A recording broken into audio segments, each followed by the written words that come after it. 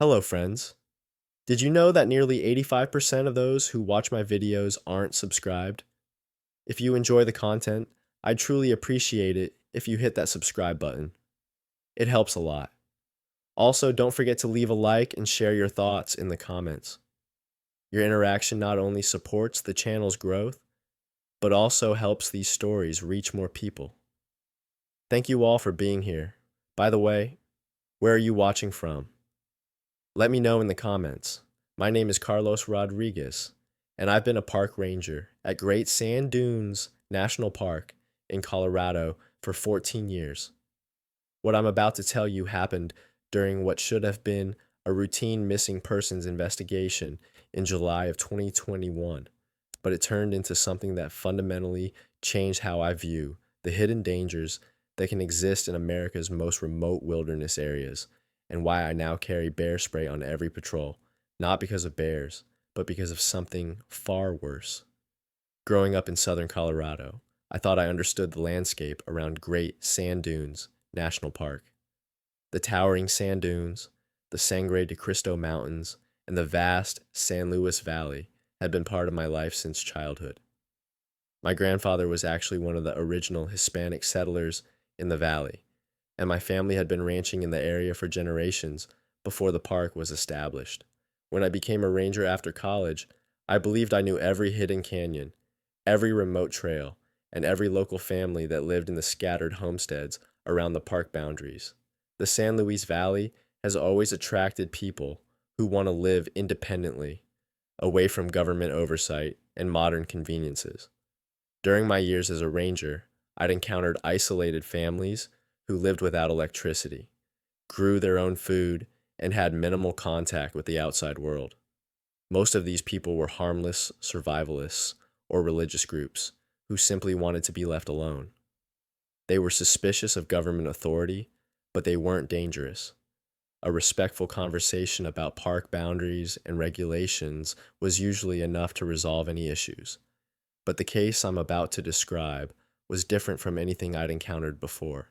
It started on a Tuesday morning in mid-July when our dispatch center received a frantic call from Denver.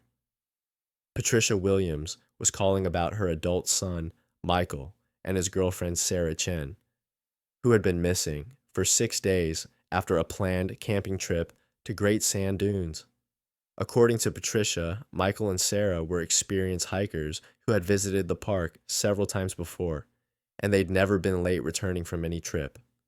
Michael Williams was 28 years old, a software engineer who worked remotely and spent most of his free time hiking and camping throughout Colorado. Sarah Chen was 26, a nurse practitioner who shared Michael's love of outdoor adventures. They'd planned a 4-day backpacking trip, intending to hike into the remote areas north of the main dunes where few visitors ever venture. Patricia had their complete itinerary, including GPS coordinates for their planned camping spots and their expected return date. I was assigned to investigate their disappearance, starting with their last known location at the Medano Pass Primitive Road, where their vehicle had been found abandoned. When I arrived at the site, everything appeared normal initially. Their car was properly parked, locked, with no signs of damage or struggle. But when I examined their campsite reservation and hiking permits, I noticed something unusual. They'd filed plans to hike in an area that locals called Dead Horse Canyon, a remote section of the parks that was known for difficult terrain and unpredictable weather. What I discovered when I hiked into Dead Horse Canyon immediately told me this wasn't a case of hikers who'd simply gotten lost or injured. About 3 miles from the primitive road, I found their first campsite, but it had been completely ransacked. Their tent was shredded, camping equipment was scattered everywhere, and there were clear signs of a violent struggle. What bothered me most was finding Sarah's hiking boots, neatly placed side by side near the destroyed campsite, as if someone had carefully removed them from her feet. That's when I discovered something that made my blood run cold. Leading away from the destroyed campsite were drag marks in the sand, suggesting that 2 people had been pulled across the ground against their will. The drag marks led toward a series of low hills that formed a natural barrier between the main park area and some of the most remote private land in the region. I followed the tracks for about half a mile before they disappeared on rocky ground, but the direction was clear. Someone had taken Michael and Sarah toward the isolated homesteads that existed in the legal gray area between park land and private property. I radioed headquarters and requested backup, but I also decided to continue tracking while waiting for additional rangers to arrive. The terrain became increasingly rugged as I followed the general direction of the drag marks, with steep arroyos, scattered boulders, and thick stands of pinon pine that limited visibility. After another hour of careful tracking, I began to smell something that immediately made me uneasy. It was the unmistakable odor of rotting meat, but much stronger and more widespread than what you'd expect from a single animal carcass. The smell was coming from a valley ahead of me, hidden behind a ridge that would be invisible from any established trail or road. As I climbed to get a better view, I noticed other disturbing signs. There were pieces of clothing caught on tree branches, mostly faded and weathered, suggesting they'd been there for months or even years. I also found what appeared to be human bone fragments scattered in various locations, bleached white by the sun and partially buried in sand. What I saw when I reached the top of the ridge made me realize I was dealing with something far more horrifying than a simple hiking accident. Hidden in the valley below was a ramshackle homestead that looked like it hadn't been maintained in decades. There were several collapsed buildings, rusted vehicles, and what appeared to be animal pens. But the structures were in such poor condition that it was hard to determine their original purpose. The overwhelming smell of decay was coming from this settlement, and I could see smoke rising from what looked like a large fire pit. Using my binoculars, I observed the compound for about 30 minutes, trying to understand what I was seeing. That's when 3 people emerged from one of the buildings, and I immediately knew I was witnessing something that would haunt me for the rest of my life. The individuals below were obviously human, but they moved and behaved in ways that seemed barely civilized. They were emaciated, dirty, and wore clothing that appeared to be stitched together from various sources. What made me freeze with terror was seeing one of them carrying what was unmistakably a human arm. I was taking photographs with my camera's telephoto lens when I heard footsteps behind me. I turned around slowly and found myself looking at a man who appeared to be in his 40s, but his physical condition made it difficult to determine his actual age. He was extremely thin, with long matted hair and clothing that seemed to be made from animal hides and fabric scraps. His teeth were rotted, his skin was covered with sores, and his eyes had the unfocused look of someone who wasn't entirely mentally stable. "Ranger Man shouldn't be up here watching," he said in a voice that was barely above a whisper. "Family don't like being watched during supper time." His speech pattern was strange, like someone who hadn't had regular conversation with other people in years. I tried to maintain my professional composure while assessing the situation. "I'm Park Ranger Carlos Rodriguez," I said, keeping my hand near my radio. "I'm investigating the disappearance of 2 hikers in this area.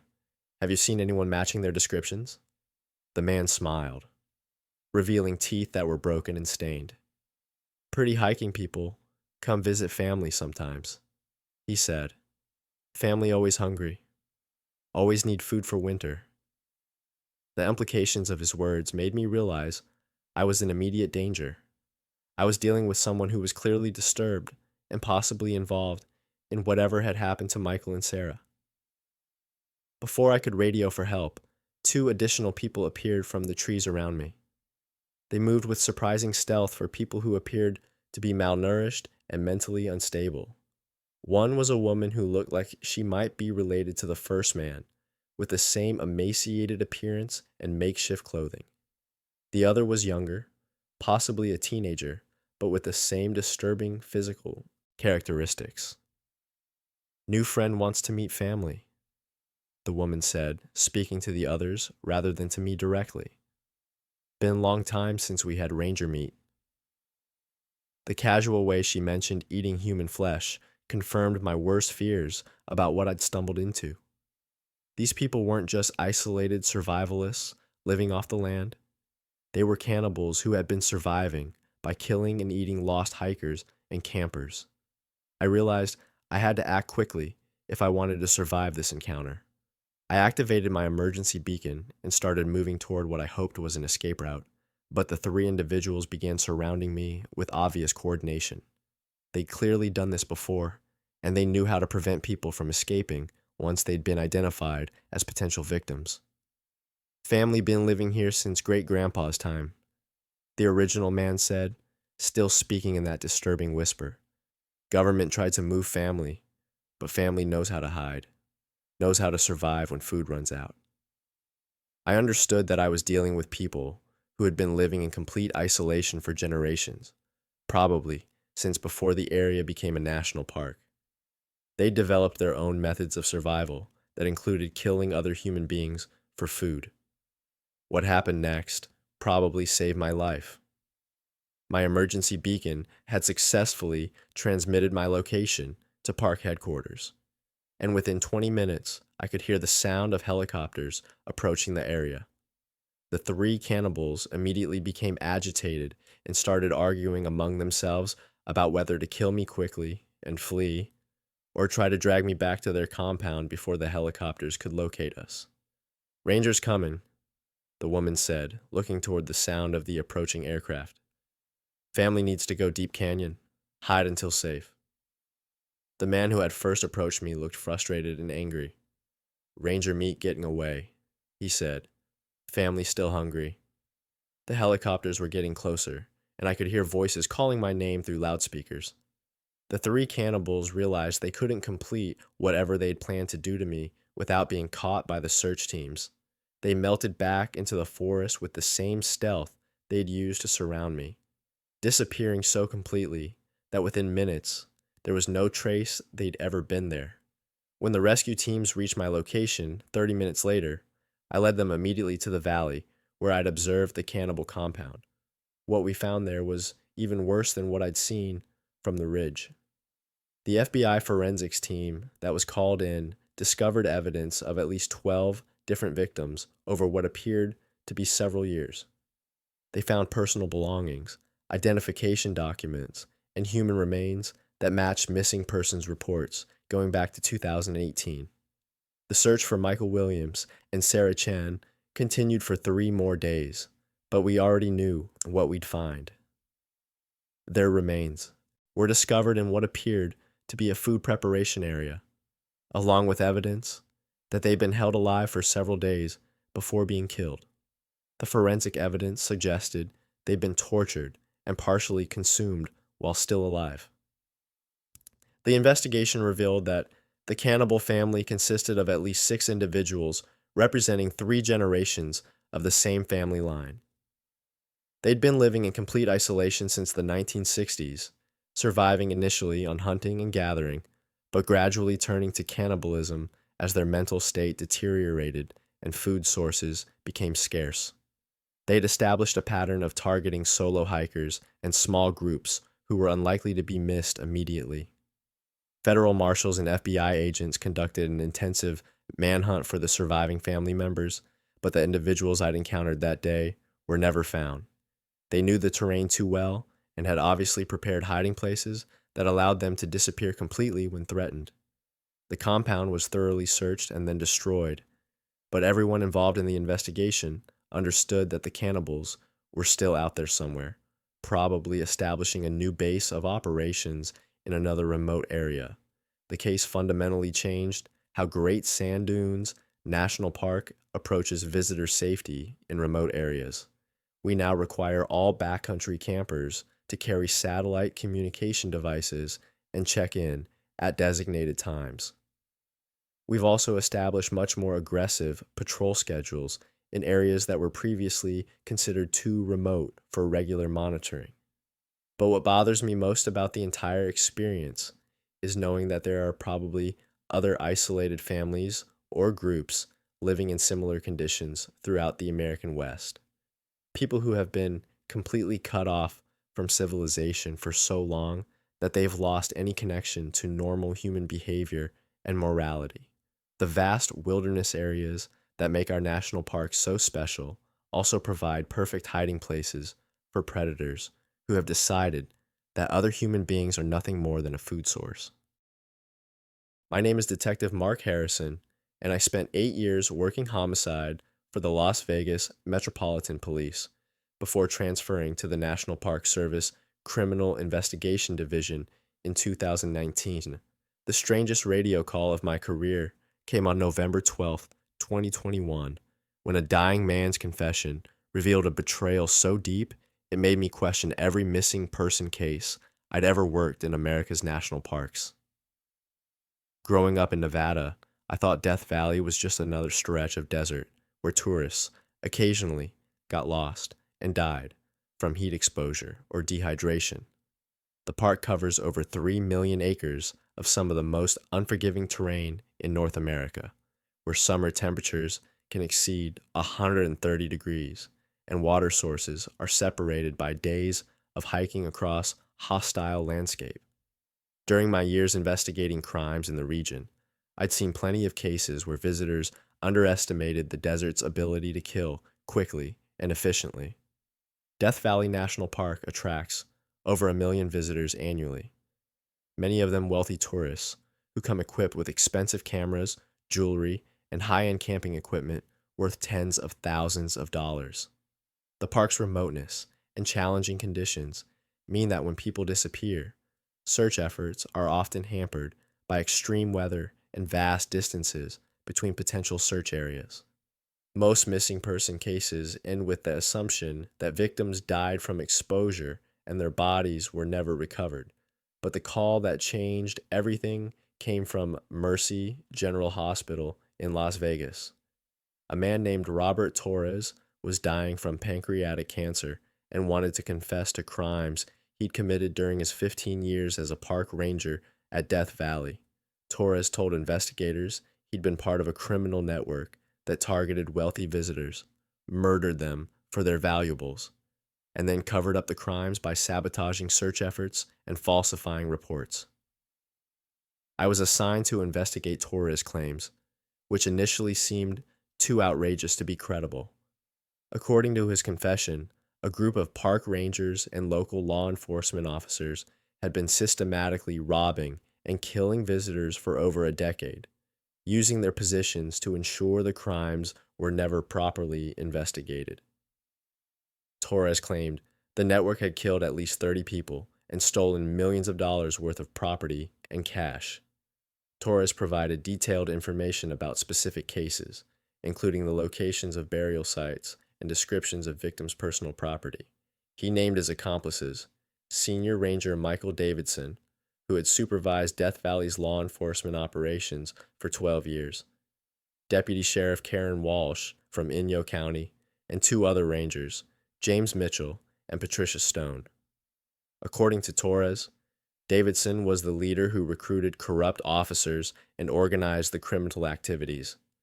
My first step was to review missing person cases from Death Valley over the previous 10 years, looking for patterns that might support Torres' allegations. What I discovered was disturbing evidence that many investigations had been deliberately mishandled. Search efforts were often called off prematurely, evidence was improperly documented, and witness statements were either ignored or never properly followed up. The case that convinced me Torres was telling the truth involved the disappearance of Dr. William Chen and his wife Susan in March 2020. The couple had been visiting Death Valley to photograph wildflowers during a rare blooming season, and they'd been carrying expensive camera equipment worth over $50,000. When they failed to return from a day hike, Senior Ranger Davidson personally led the search effort. According to the official report, the search was called off after 3 days due to extreme weather conditions, and the Chen family was told their relatives had probably died from heat exposure in an area where their bodies might never be recovered. But Torres revealed that Davidson had actually located the couple within hours of their disappearance, murdered them for their equipment, and then conducted a fake search operation to establish his alibi. Torres directed me to a remote wash where he claimed the Chen couple had been buried along with several other victims. When FBI forensic teams excavated the site, they discovered the remains of Dr. Chen and his wife, along with four other individuals who matched the descriptions of tourists who had disappeared over the previous 5 years. The victims had all been shot execution style, and their valuable personal property was missing. The investigation revealed that Davidson's criminal network had developed a sophisticated system for identifying and targeting wealthy visitors. They would monitor camping registrations and hiking permits to identify tourists carrying expensive equipment or large amounts of cash. Davidson used his authority as senior ranger to assign himself or his accomplices to areas where targeted victims were planning to visit. Once victims were isolated in remote areas, the corrupt rangers would approach them under the pretense of conducting routine safety checks or providing assistance. The tourists had no reason to be suspicious of uniformed park rangers, making them easy targets for robbery and murder. After killing their victims, the criminals would dispose of the bodies in remote locations and report them as missing persons, conducting fake search efforts that were designed to fail. What made the operation particularly insidious was how Davidson used his position to sabotage any genuine investigation efforts. When family members pressed for more extensive searches, Davidson would cite budget constraints, weather conditions, or terrain difficulties as reasons why expanded efforts weren't feasible. He had the authority to determine when searches were called off and what resources were allocated to missing person cases. The network had also established relationships with corrupt officials in local law enforcement agencies and coroner's offices. Deputy Sheriff Walsh ensured that any suspicious deaths or discoveries were either misclassified or inadequately investigated. When bodies were occasionally found, she would pressure coroners to rule deaths as accidental or attribute them to natural causes like heat exposure or animal attacks. Torres provided investigators with detailed information about the location of additional burial sites scattered throughout Death Valley and surrounding desert areas. Over the following months, FBI teams recovered the remains of 28 victims, along with evidence that the criminal network had been operating for over 12 years. The victims included families, couples, and solo travelers from across the United States and several foreign countries. The investigation also revealed how the stolen property was disposed of through a network of fences and corrupt dealers in Las Vegas and Los Angeles.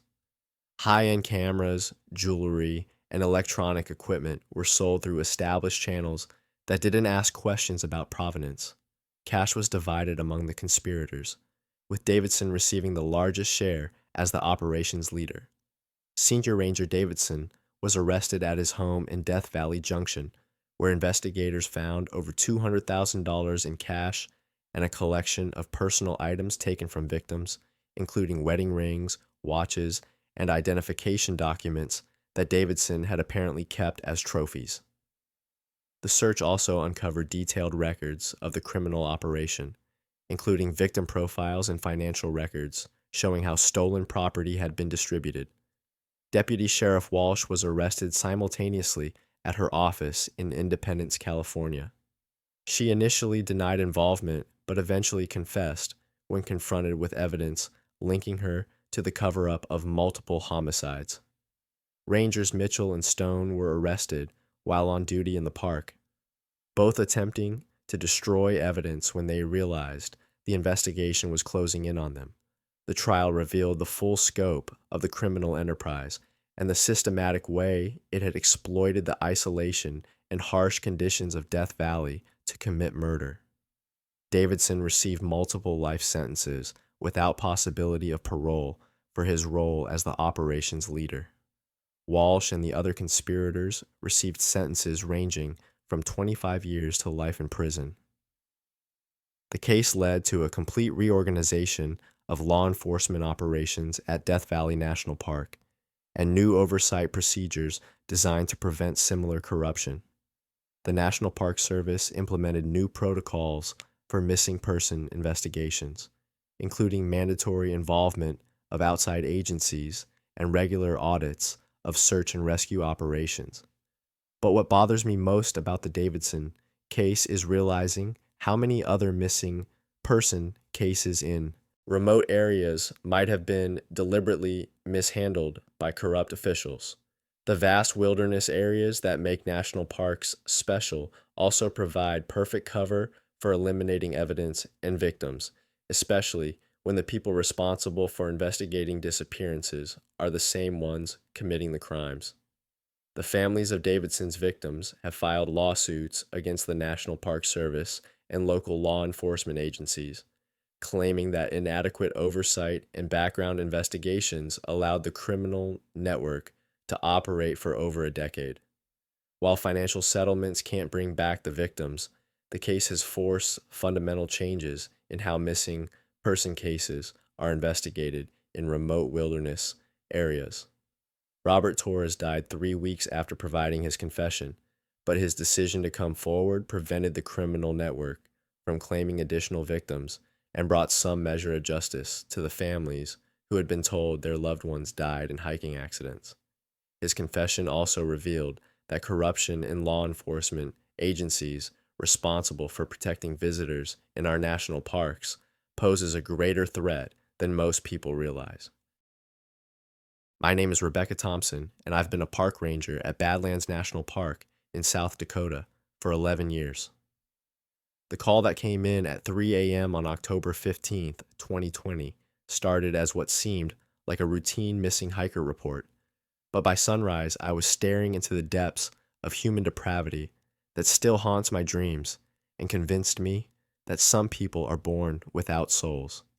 Growing up in western South Dakota, I thought the harshest thing about the Badlands was the unforgiving landscape itself. The jagged rock formations, bone-dry summers and winters that could freeze you solid in minutes seemed like nature's way of testing human endurance. My uncle worked as a hunting guide in the area, and he taught me that respect for the wilderness meant understanding its dangers. Rattlesnakes, flash floods, extreme temperatures. These were the enemies I trained to face as a ranger. The Badlands spans over 254,000 acres of what feels like an alien planet dropped in the middle of America. Visitors often compare it to Mars, with its layered rock spires and vast expanses where you can walk for hours without seeing another living thing larger than a prairie dog. During my decade working these remote areas, I'd handled everything from heat stroke victims to tourists who underestimated how easy it is to get lost when every rock formation looks identical. But at 3:17 a.m. that October morning, dispatcher Jenny Walsh's voice crackled through my radio with something different. Rebecca, we've got a concerning report from a family in Minneapolis.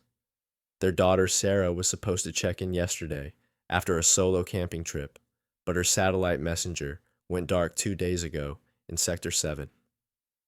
Sarah Hoffman was 29, a nurse practitioner who'd been visiting national parks solo for 6 years. Her family described her as cautious and experienced, someone who never missed check-ins and always carried redundant safety equipment. According to her filed itinerary, she planned to photograph wildlife around Cedar Pass before hiking into the Sage Creek Wilderness for a 3-day backcountry experience. I drove out to her last known coordinates as dawn broke over the Badlands, expecting to find maybe a twisted ankle situation or equipment failure. Sarah's rental car was parked exactly where it should be, locked and undisturbed. Her camping permit was properly displayed, and nothing seemed obviously wrong until I started following her intended route into the wilderness. About 2 miles from the parking area, I found Sarah's first campsite. The tent was still standing, but something felt wrong immediately. Her sleeping bag was laid out normally, but there was no sign she'd actually slept in it. Camping gear was arranged too neatly, like someone had organized it after the fact. Most concerning was finding her hiking boots placed side by side next to the tent entrance, as if she'd been instructed to remove them carefully. I was photographing the scene when I noticed something that made my skin crawl. Carved into a nearby cottonwood tree were the words, "Please find us," in shaky letters, fresh enough that sap was still bleeding from the cuts. Below it were initials that didn't match Sarah's name, MK and TR. Help! The realization hit me like a physical blow. This wasn't about one missing hiker. Someone else had been here recently, desperate enough to carve a message into living wood, and now Sarah had vanished from the same location. I immediately radioed for backup and began expanding my search pattern, looking for any trace of where Sarah or the people who'd carved that message might have gone. That's when I discovered the trail. Not a hiking trail, but drag marks in the sandy soil leading away from Sarah's campsite toward a maze of eroded ravines that cut deep into the Badlands formations. The marks suggested someone heavy had been pulled or carried across the ground, and they were accompanied by boot prints from at least 2 different people. I followed the drag marks for nearly an hour, calling for backup every few minutes as the trail led me deeper into terrain that few visitors ever explore. The ravines created a natural labyrinth where someone could hide activities from any casual observation, and the constant wind erosion meant footprints disappeared quickly, making tracking nearly impossible under normal circumstances. The trail ended at what appeared to be a natural cave entrance, barely visible behind a screen of juniper bushes and carefully placed rocks. But this wasn't a natural formation. Someone had widened the opening and cleared debris to create easy access. More disturbing was the smell wafting from inside, a mixture of human waste and something chemical that burned my throat. I called out, identifying myself as a park ranger and asking if anyone needed assistance. The response came from deep in the darkness, a weak female voice saying, "Please help us. They took our clothes. We can't escape." Other voices joined in, at least 3 different people begging for rescue from somewhere far underground. My backup arrived 20 minutes later, 2 other rangers and a sheriff's deputy who'd been patrolling nearby. We entered the cave system with emergency lighting and medical equipment, following a passage that had obviously been modified by human hands. The walls showed tool marks, and wooden supports had been installed to prevent cave-ins. What we found 50 yards underground was a crime scene that defied comprehension. Someone had constructed an elaborate prison complex using the natural cave system as a foundation. Metal bars created individual cells, each equipped with restraining devices and what could only be described as torture equipment. The chemical smell came from buckets of industrial cleaners used to wash away evidence between victims. In 3 separate cells, we found 4 people in various states of physical and psychological breakdown. Sarah Hoffman was there, along with 2 hikers who'd been reported missing months earlier and a local teenager whose disappearance had made regional news but generated no leads. They were emaciated, terrified, and showed signs of systematic abuse that went far beyond simple captivity. The teenage victim, Marcus Webb, from Rapid City, had been missing for 8 months. His captors had been using him to lure other victims, forcing him to help with kidnappings by promising to release him if he cooperated. The psychological manipulation was as sophisticated as it was cruel. Each victim was isolated, given false hope, then subjected to escalating abuse designed to break their will completely. While my colleagues coordinated medical evacuation for the victims, I explored deeper into the cave system and discovered the full scope of the operation. Multiple chambers had been converted into workshop areas where restraining devices were manufactured, storage rooms containing supplies for long-term imprisonment, and what appeared to be a control room where the captors could monitor their prisoners remotely. The most horrifying discovery was a collection of photographs and video recordings documenting years of systematic torture and murder. The captors had been keeping detailed records of their crimes, treating the suffering of their victims as entertainment and souvenirs. Based on the evidence, they'd been operating for at least 5 years and had claimed dozens of victims from across the region. The victims provided descriptions of their captors, Robert and Lisa Carpenter, a couple in their 40s, who appeared to be husband and wife. The victims described them as methodical and completely without empathy, people who discussed torture techniques and victim psychology like hobbyists talking about favorite pastimes. They'd perfected a system for identifying vulnerable targets and capturing them without leaving evidence that would trigger intensive search efforts. Federal agencies launched a massive manhunt using the victim testimonies and evidence found in the cave complex. The Carpenters had been living in a network of remote cabins and underground bunkers throughout the Badlands region, moving regularly to avoid detection while maintaining their torture operation in the cave system we'd discovered. The break in the case came when investigators traced supply purchases to a hardware store in Wall, South Dakota. Security cameras had captured the Carpenters buying materials used in their torture devices, and store employees recognized them as regular customers who'd been making unusual purchases for several years. Robert and Lisa Carpenter were arrested at a remote cabin 60 miles from the cave complex. They were found with detailed plans for expanding their operation and relocating to a new area in Wyoming, where they intended to establish an even more sophisticated torture facility. At the time of their arrest, they were actively stalking 3 new potential victims who had registered for backcountry camping permits. During interrogation, the Carpenters showed no remorse and actually seemed proud of their elaborate operation. They described their activities as psychological research and claimed they were studying human responses to captivity and torture. Lisa Carpenter had kept detailed journals documenting the mental breakdown of their victims, treating their suffering as scientific data rather than recognizing it as human tragedy. Both Carpenters received multiple life sentences without possibility of parole after being convicted on charges including kidnapping, torture, and murder. The cave complex was thoroughly documented by forensic teams before being permanently sealed to prevent copycat criminals from using the location. The case led to significant changes in how Badlands National Park monitors remote areas and responds to missing person reports. We now require satellite communicators for all backcountry permits and conduct more frequent patrols in areas that were previously checked only seasonally. But the Carpenter case taught me that the greatest dangers lurking in our national parks aren't always natural ones. Some human beings are capable of evil that exceeds anything nature could create, and they use the isolation and vastness of wilderness areas to hide crimes that would be impossible in more populated areas. My name is Thomas McKenzie, and I've been a park ranger at Glacier National Park in Montana for 19 years.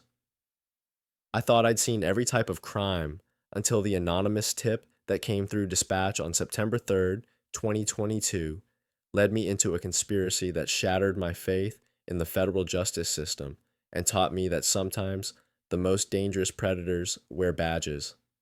Growing up in northwestern Montana, I learned early that Glacier's wilderness could kill you in a dozen different ways.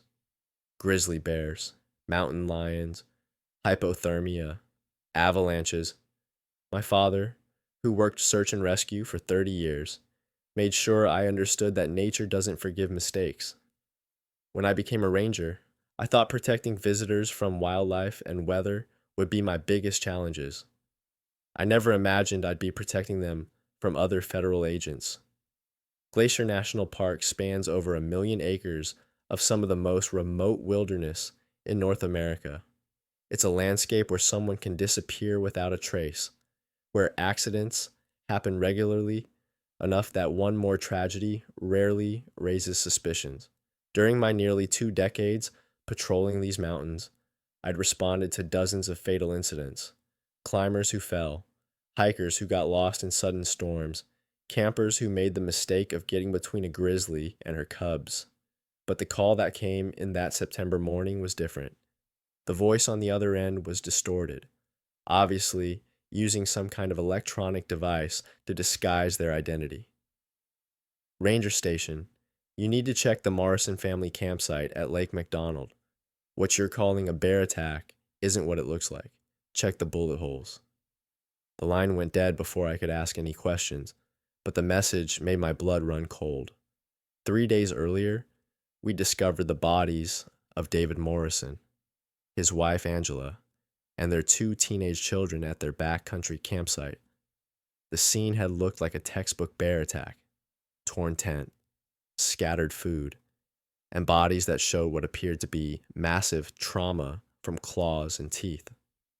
The investigating team had concluded it was a tragic encounter with a grizzly defending cubs or food cache. I'd been part of the initial response team, and something about the scene had bothered me from the beginning, though I couldn't put my finger on what felt wrong. Bear attacks, while rare, do happen in Glacier, and the evidence seemed to support that conclusion. But the anonymous caller's mention of bullet holes sent me back to review our photographs and documentation with fresh eyes. What I discovered when I re-examined the evidence made me realize we'd been looking at an expertly staged crime scene.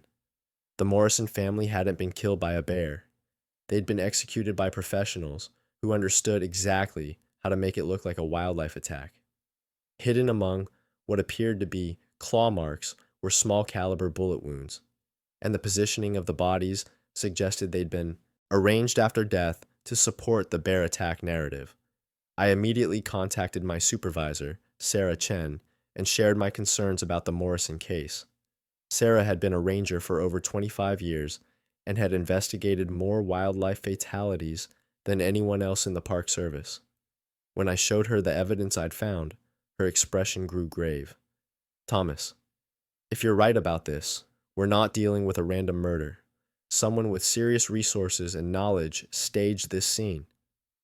Sarah authorized me to reopen the investigation, but she also insisted we proceed carefully and quietly.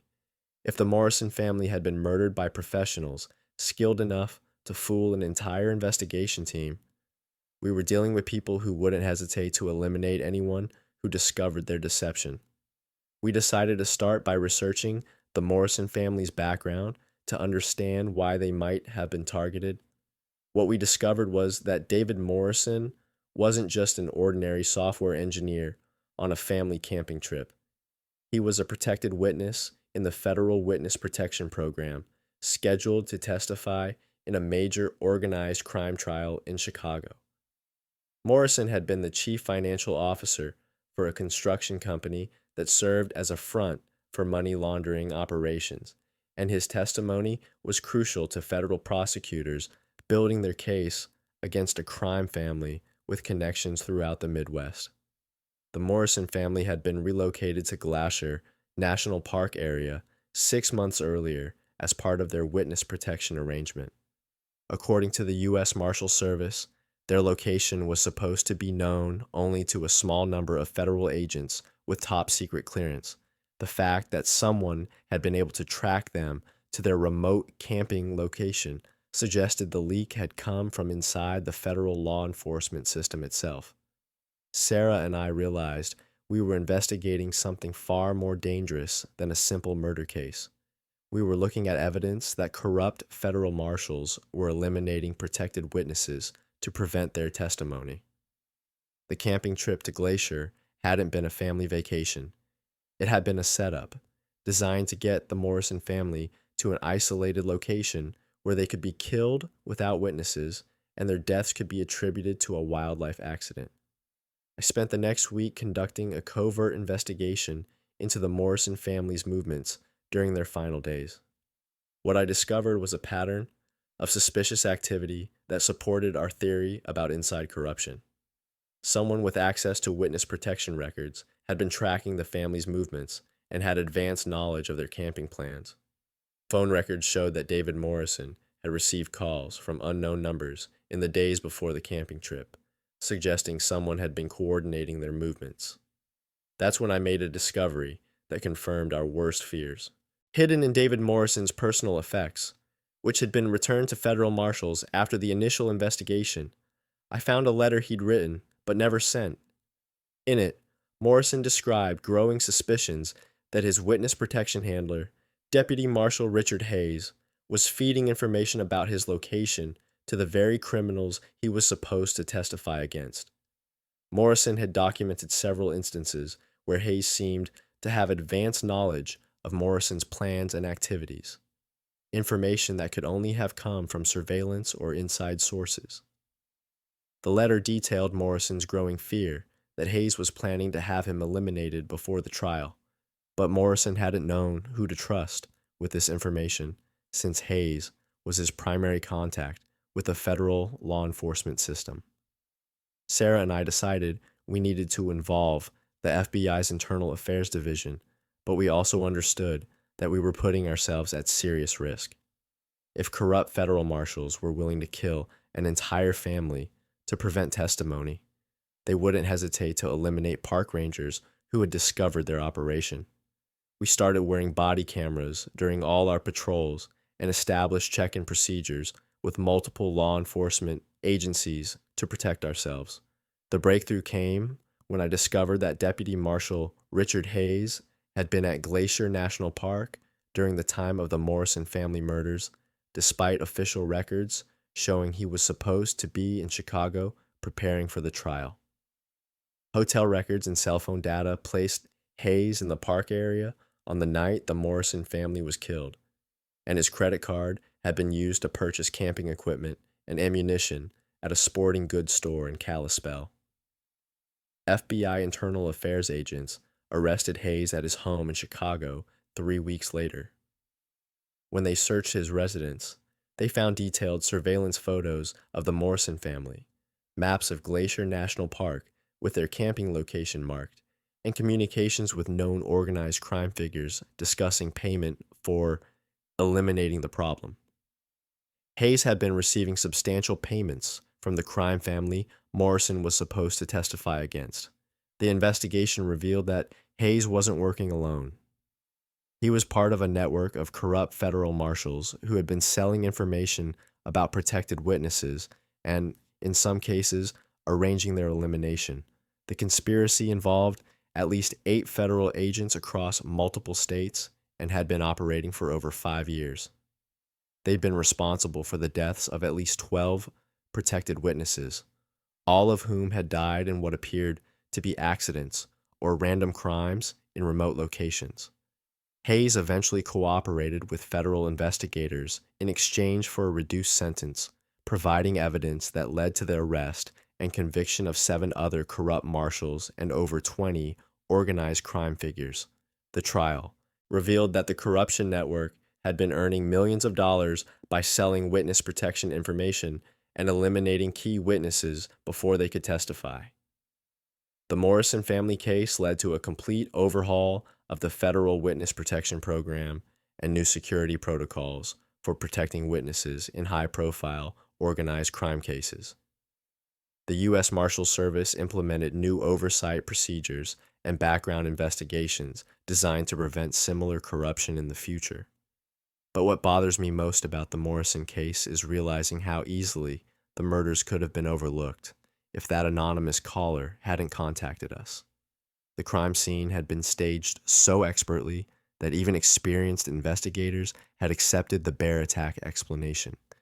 It makes me wonder how many other accidents in remote wilderness areas might actually be professional killings that were never properly investigated. The case also taught me that the isolation and natural dangers that make national parks attractive to visitors also make them perfect locations for eliminating people whose deaths need to look accidental.